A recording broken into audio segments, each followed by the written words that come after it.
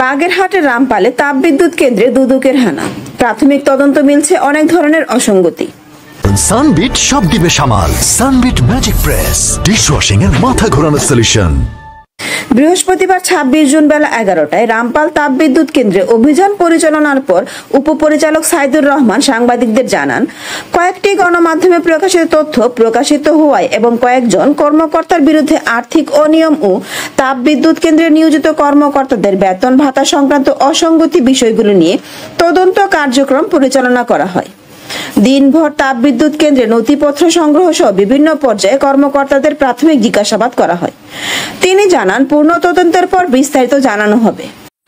রামপাল তাপবিদ্যুৎ কেন্দ্রে কর্মকর্তা কর্মচারী নিয়োগ, টেন্ডার প্রক্রিয়ায় অনিয়ম, বিদ্যুৎ কেন্দ্রের বিভিন্ন মালামাল অবৈধভাবে লুটপাট করা সহ অন্যান্য অভিযোগের পরিপ্রেক্ষিতে দুর্নীতি দমন কমিশন প্রধান কার্যালয়ের নির্দেশনার পরিপ্রেক্ষিতে দুর্নীতি দমন কমিশন জেলা কার্যালয় বাগেরহাটে আজকে একটি টিম আমরা দিনভর রামপাল তাপবিদ্যুৎ কেন্দ্রে অভিযান পরিচালনা করি।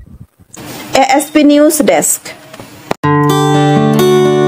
এএসপি নিউজের সাথে থাকার জন্য ধন্যবাদ।